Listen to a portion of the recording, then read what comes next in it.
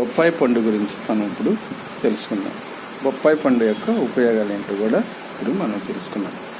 బొప్పాయి పండు పచ్చిగా ఉన్నప్పుడు కూరలకు వాడతారు, పండిన తర్వాత తినడానికి వాడతారు.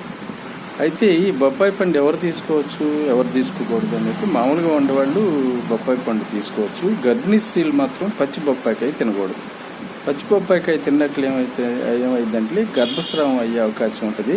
మరి ఈ బొప్పాయి పండు ఎక్కువగా తింటే ఒక్కోసారి గ్యాస్ వస్తుంది, వాంతులు వస్తాయి. అందుకని లిమిట్గా తీసుకోవాలి. షుగర్ ఉండే వాళ్ళు కూడా తక్కువ మోతాదులో తీసుకోవటం మంచిది. ఈ బొప్పాయి పండు జ్యూస్ని హల్వాలోను, జామ్లోను కూడా వాడతారు. అయితే ఈ బొప్పాయి పండు వల్ల మనకి ఉపయోగాలు ఏంటో మనం తెలుసుకుందాం. బొప్పాయి పండు వల్ల మనకి ఆరోగ్యం బాగుంటుంది, అన్ని విటమిన్స్ ఉంటాయి. ఇది జీర్ణ వ్యవస్థకు చాలా ఉపయోగపడుతుంది. పొట్టలో వచ్చే వ్యాధులకు కూడా చాలా ఉపయోగపడుతుంది. మరి సి విటమిన్స్ ఎక్కువగా ఉంటాయి, ఫైబర్ ఎక్కువ ఉంటుంది, యాంటీ ఆక్సిడెంట్స్ కూడా ఎక్కువ ఉంటాయి. షుగర్ ఉన్న వాళ్ళు తక్కువ మోతాదులో తీసుకోవాలి.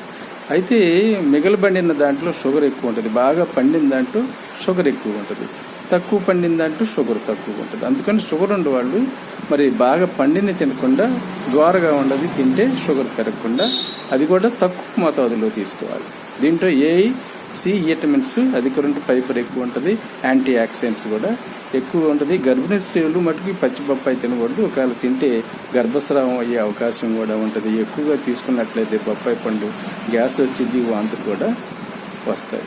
మరి పొట్టలో జీర్ణ వ్యవస్థకు చాలా ఉపయోగపడుతుంది. పొట్టలో వచ్చే వ్యాధులు తగ్గిస్తుంది. పరాన్నజీవులను కూడా అంటే నులుపురు వాటిని చంపడానికి కూడా ఎక్కువగా బొప్పాయి విత్తనాలు ఉపయోగపడతాయి. అయితే బొప్పాయి రసం గురించి తెలుసుకున్నాం. బొప్పాయి రసం అనేది డెంగ్యూ జ్వరంలోను మరి మలేరియా జ్వరంలోను కణాలు పడిపోతాయి. ఆ కణాలు పడిపోయినప్పుడు ఈ బొప్పాయి రసం, ఆకుల రసం తీసుకున్నట్లయితే ప్లేట్లెట్స్ కౌంట్